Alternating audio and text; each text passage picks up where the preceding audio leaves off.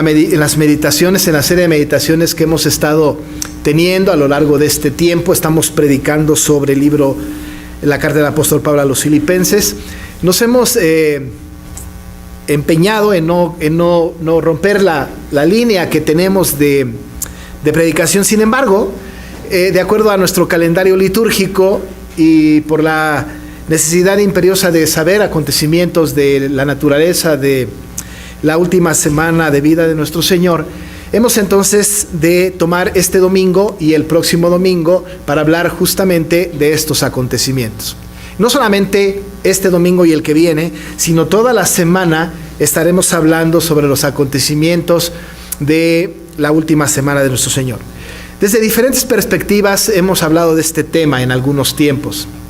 Sin embargo, hoy trataremos de percibir al Señor Jesucristo en su humanidad, su sentimiento, su sensación ante esta semana. Normalmente lo observamos nosotros desde afuera, como observadores ajenos, como espectadores a la distancia de todo lo que estaba sucediendo en aquella época. Lo damos como terminado, lo damos como un asunto que ya acabó, que fue y tuvo su trascendencia en un momento histórico de la historia, pues, de la humanidad, allá en el tiempo en que el Señor Jesús estaba pasando por esta situación. Pero ese es un asunto que nos compete a nosotros todavía.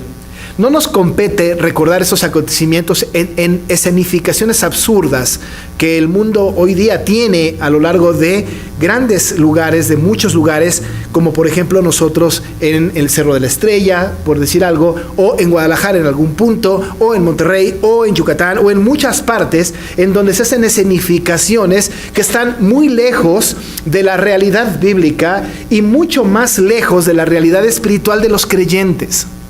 Se ha comercializado mucho con el asunto y se han llevado a conclusiones absurdas al respecto de lo que sucedió en esa última semana de la vida de nuestro Señor. Pero vamos a tratar de conocer el corazón de Cristo en esta semana. Y desde luego no lo vamos a lograr, porque ¿quién entendió la mente del Señor? ¿Cómo podemos llegar a conocer los sentimientos del Señor? Lo único que nosotros podemos hacer es acercarnos con cierta cercanía a lo que Él quiere darnos a entender con algunos asuntos que tienen que ver con sus emociones.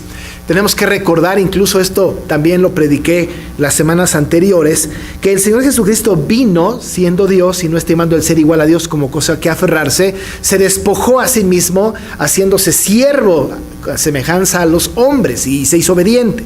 Sabemos que Él es Dios y que vino y que se encarnó.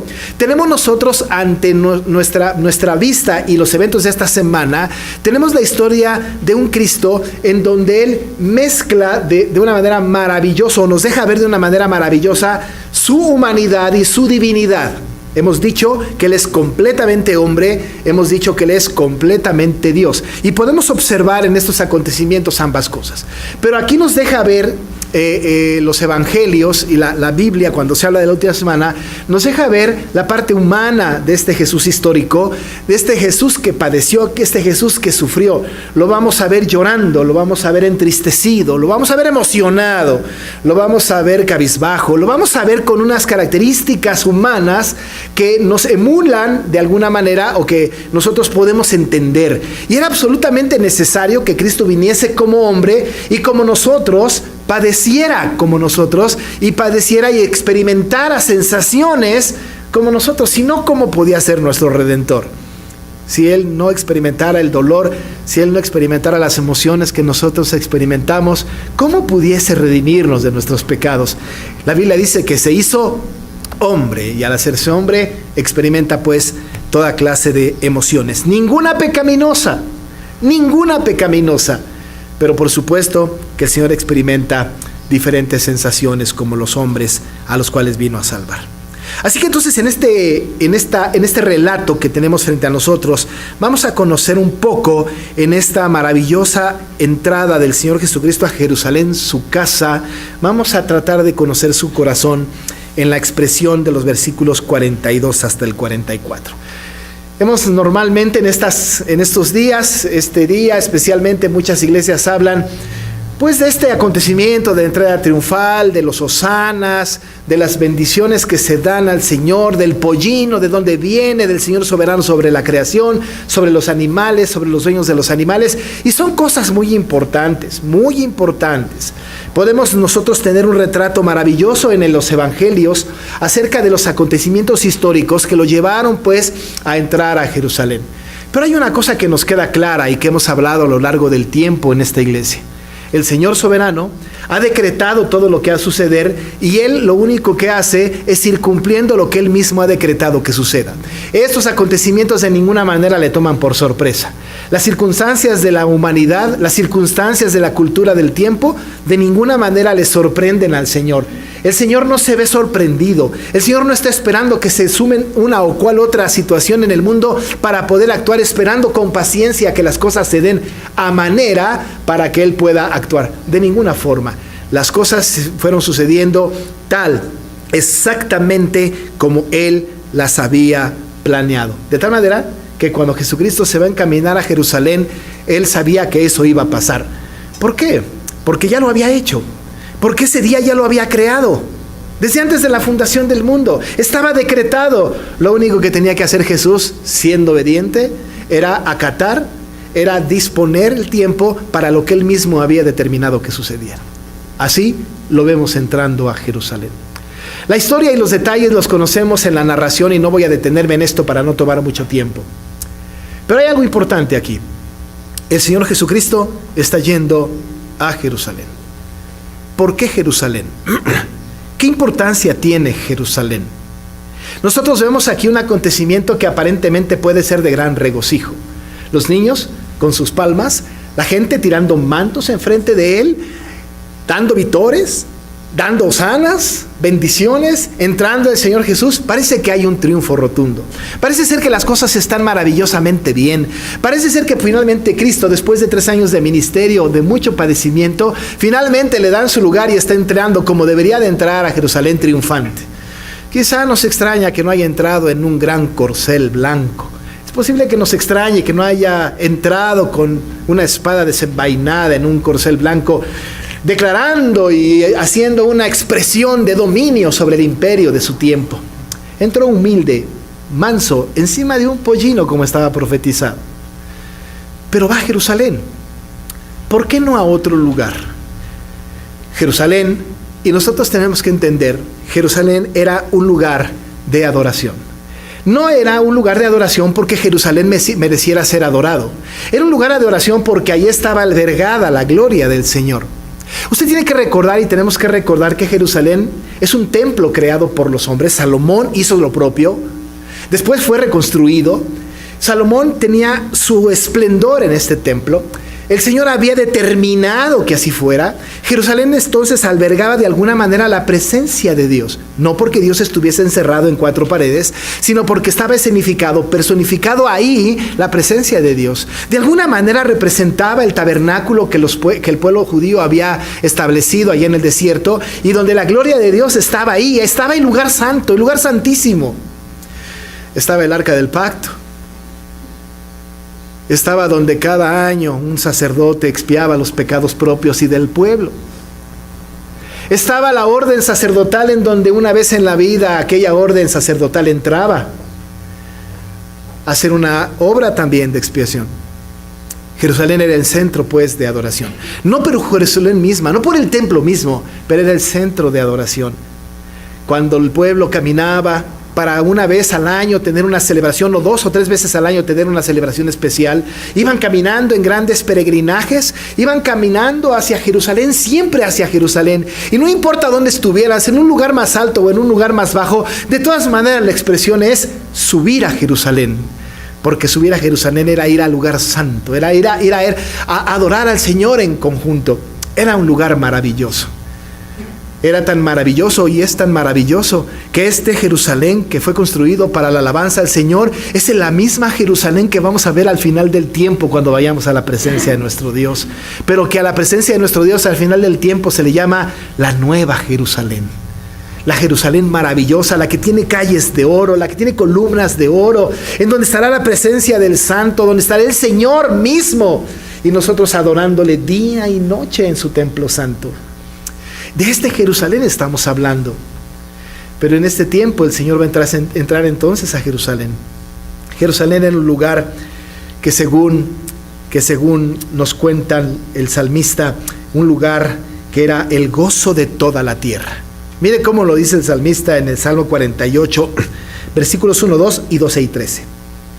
Grande es Jehová y digno de ser en gran manera alabado en la ciudad de nuestro Dios, en su santo monte. Hermosa provincia, el gozo de toda la tierra es el monte de Sión a los lados del norte, la ciudad del gran rey. Andad alrededor de Sión y rodeadla, contad sus torres, considerad atentamente su antemuro, mirad sus palacios para que lo contéis a las generaciones venideras. Jerusalén representaba para el pueblo judío el gozo de toda la tierra. Cuando los cánticos graduales se escribieron, esos cánticos graduales tenían que ver con el caminar del pueblo hacia Jerusalén. Alzaré mis ojos a los montes, ¿de dónde vendrá mi socorro? Mi socorro viene de Jehová, que hizo los cielos y la tierra. Yo me alegré con los que decían, a la casa de Jehová iremos. Maravillosos cánticos que llegaban a Jerusalén y que hacían celebración y adoraban al Señor. Claro que el Señor Jesús tenía que ir a Jerusalén. Por supuesto que el Señor del templo tenía que ir al templo del Señor. Por supuesto que Él tenía que hacer presencia para reclamar la adoración que solamente Él merecía. Pero se va a acercar a una Jerusalén que estaba corrompida. Se va a acercar a un lugar que ya habían tomado los rabinos de su época, que estaba secuestrada por la superstición y la idolatría, que los fariseos y los doctores de la ley habían establecido normas absurdas respecto de la adoración en el templo santo. Y no es objeto hoy de predicación, pero recuerde que el Señor a las afueras, en los atrios, después va a tirar la mesa de los cambistas y de los que venden animales para la adoración. Se había corrompido la adoración en Jerusalén. Una corrupción tal que el Señor va a entrar a Jerusalén, por supuesto triunfante, porque tiene que cumplir con la profecía, pero va a entrar con un dolor de corazón, con emociones encontradas, por un lado gozoso quizá porque se estaba cumpliendo lo que el Señor había establecido, pero por otro lado con un gran pesar por una ciudad que estaba devastada y tomada por aquellos que no adoraban en verdad al Señor, que habían olvidado la verdadera adoración. El Señor va a entrar entonces a Jerusalén. Y cuando llega cerca de la ciudad, cuando la ve, dice el versículo 41, cuando la ve, llora sobre ella. Llora sobre Jerusalén. ¿Por qué llora? ¿Se imagina usted a Cristo llorando? Pues sí. Tenemos nosotros 3 eventos en la Biblia donde lo vemos llorando. Uno, cuando le avisan que su amigo Lázaro murió y va a ir a verle, y delante de su tumba, el versículo más corto dice en Juan 11:35, Jesús lloró. ¿Quién le consuela? ¿Quién es más santo que Él para consolarle? Cuando usted y yo lloramos, siempre hay una mano superior a la nuestra. Siempre hay una mano más consoladora, superior a nosotros, que nos consuela. A veces no, pero la mayoría de las veces sí. ¿No es cierto que cuando el niño llora se acerca a su mamá y la mamá le acaricia y le consuela? ¿Quién le consuela a Cristo? Jesús lloró ante la tumba de Lázaro. Pero no solamente el Señor Jesús lloró ante la tumba de Lázaro, no solamente ahí, sino también en el Monte de los Olivos. El Señor llora delante del Señor. En la narración de los evangelios no lo dice, pero el intérprete, el autor de Hebreos, nos cuenta de ese evento en Hebreos 5:7. Dice, y Cristo, en los días de su carne, ofreciendo ruegos y súplicas con gran clamor y lágrimas al que le podía librar de la muerte, fue oído a causa de su temor reverente. Y delante del Señor derramó su corazón y salieron lágrimas de sus ojos, como suplicando a su Padre que pase de mí esta copa, pero no se haga mi voluntad sino la tuya. ¿Quién consuela a Cristo? ¿Los apóstoles que se estaban durmiendo? ¿Quién consuela al santo? Pero llora por Jerusalén también.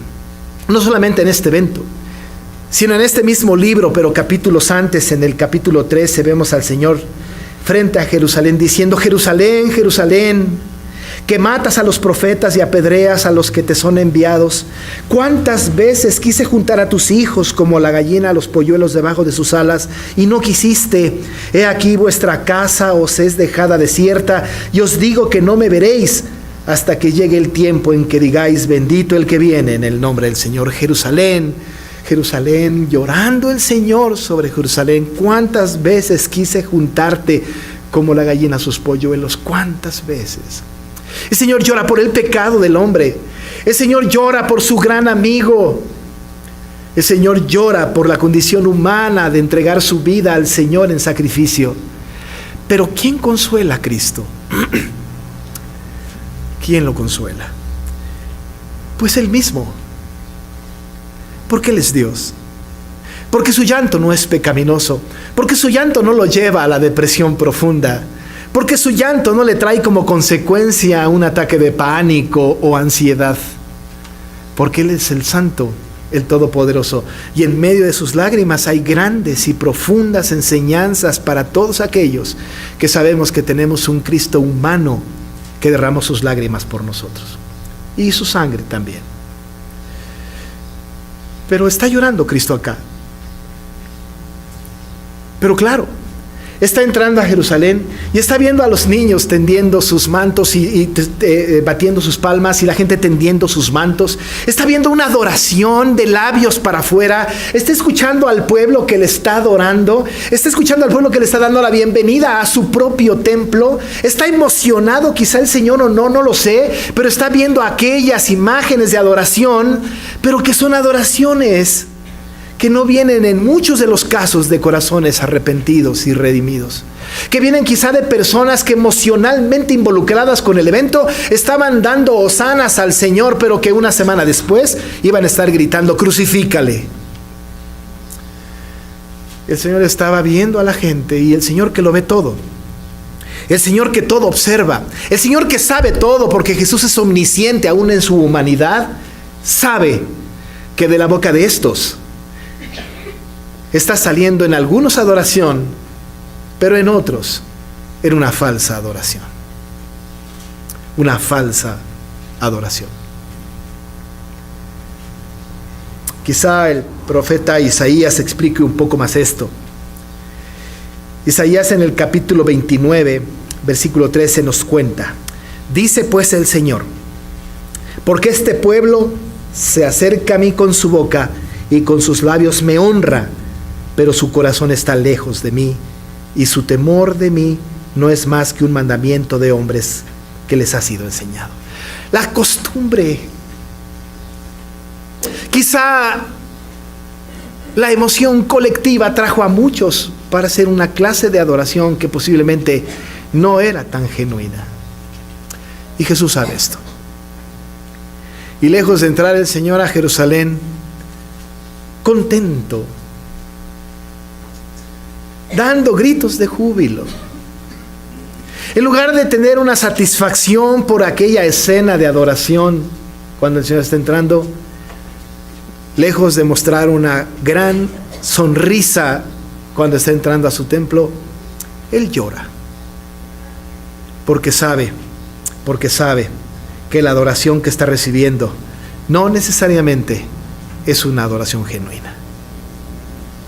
Y dice el Señor: oh, si también tú conocieras, a lo menos en este tu día, lo que es para tu paz, mas ahora está encubierto de tus ojos. Déjeme decirle cómo dice la Nueva Traducción Viviente: cómo quisiera que hoy tú, entre todos los pueblos, entendieras el camino de la paz, pero ahora es demasiado tarde y la paz está oculta de tus ojos. Quizá al final del versículo 44 entendamos que el pueblo no entendía lo que estaba pasando. Porque al final del versículo 44 dice: por cuanto no conociste el tiempo de tu visitación. No te estás dando cuenta de lo que está pasando. Tienes a Cristo enfrente entrando, al Señor de señores, al Dios de dioses, al Todopoderoso humanado, y no lo reconoces. Y lo celebras como un militar, esperando una redención política. Y no estás en paz, Jerusalén.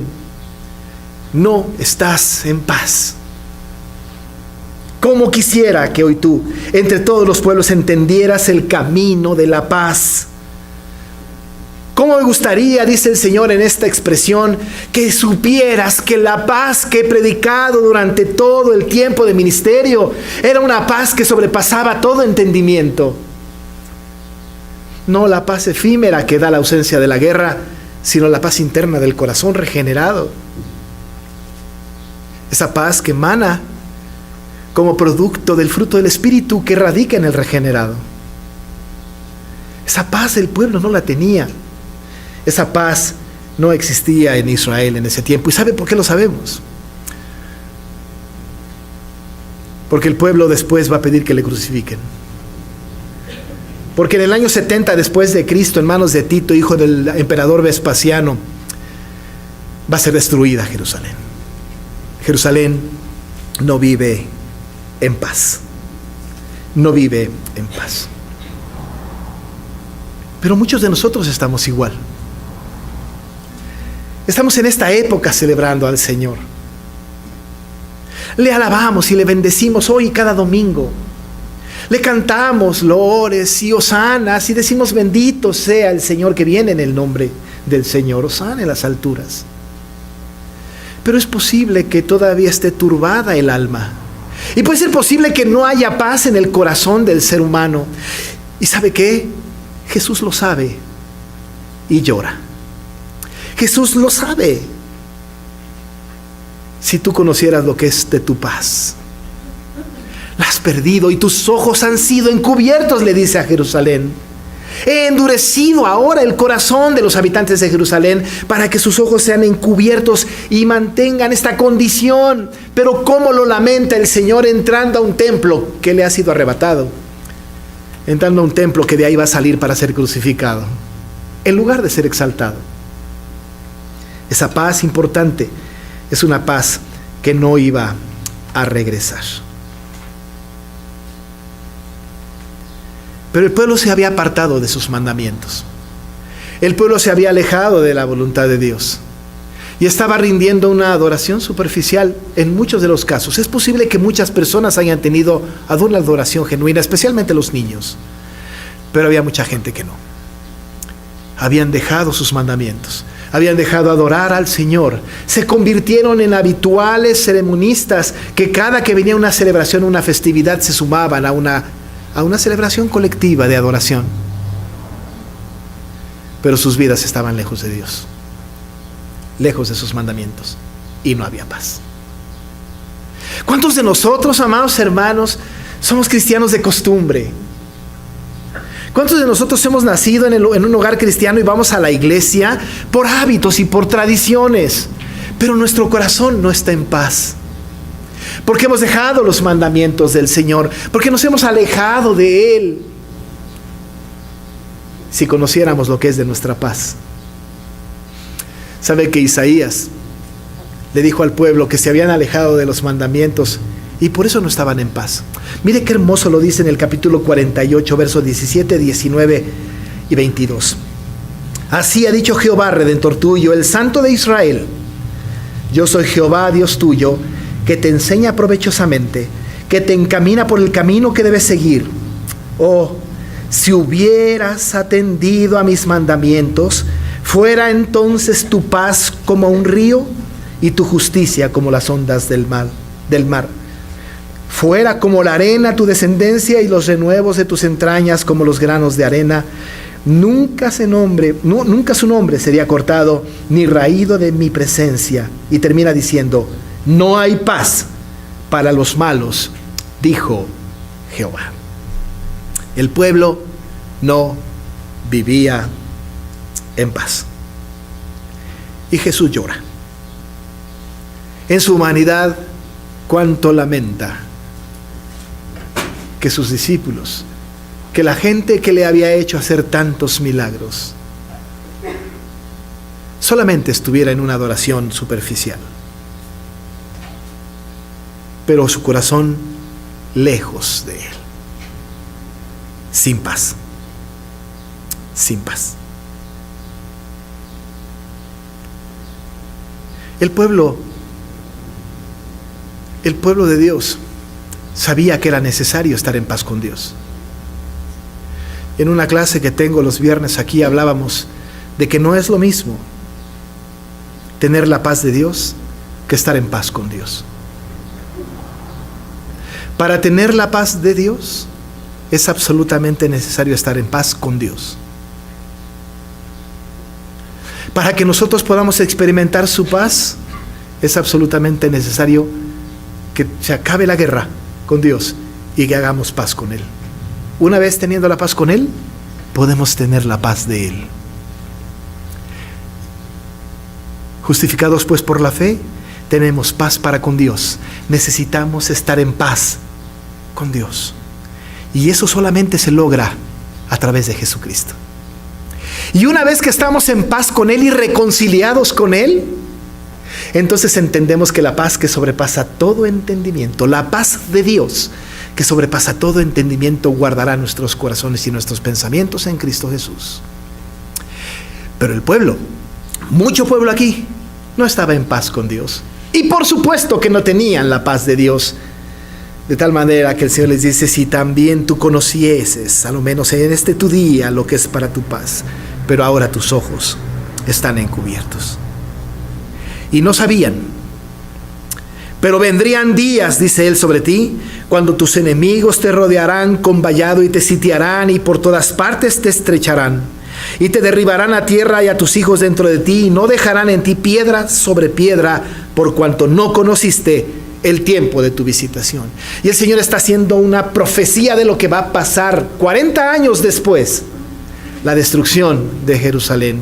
En el año 70, como ya dijimos, en la época de Tito, hijo del emperador Vespasiano, va a ser incendiado, va a ser destruido Jerusalén, como una profecía de lo que el Señor había dicho.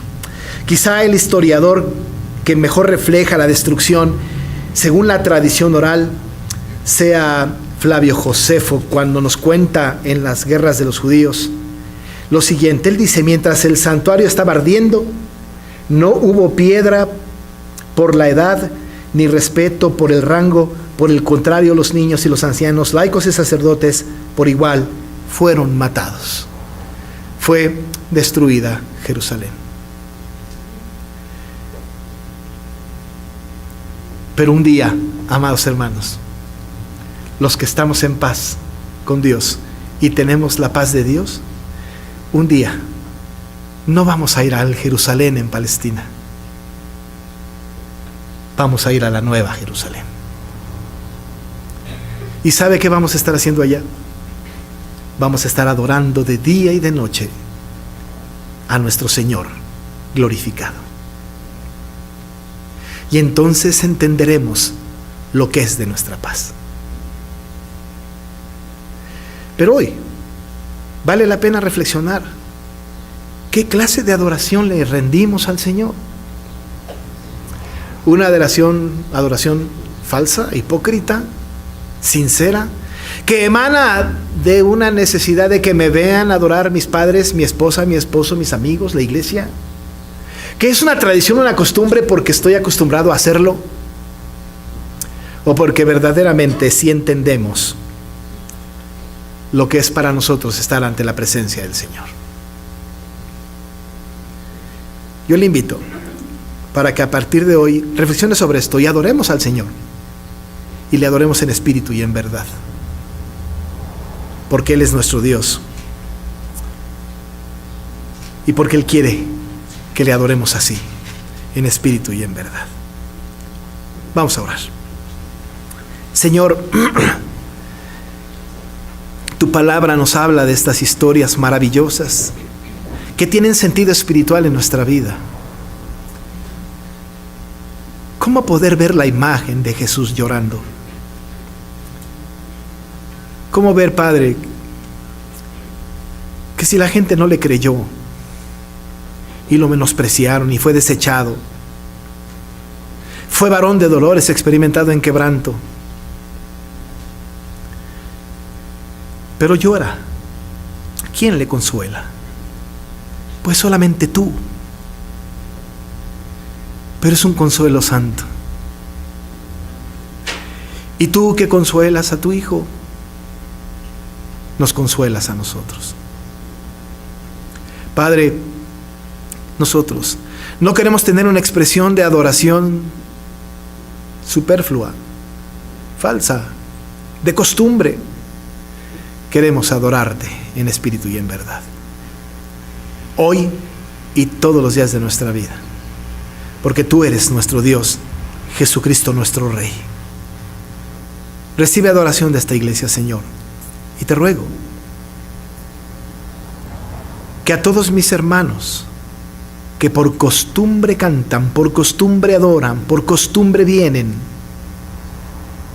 modifique su corazón y que tengan una convicción santa de estar adorando al Rey de Reyes y Señor de Señores. Cuida de nosotros, Padre, porque lo pedimos en el nombre de Jesús. Amén.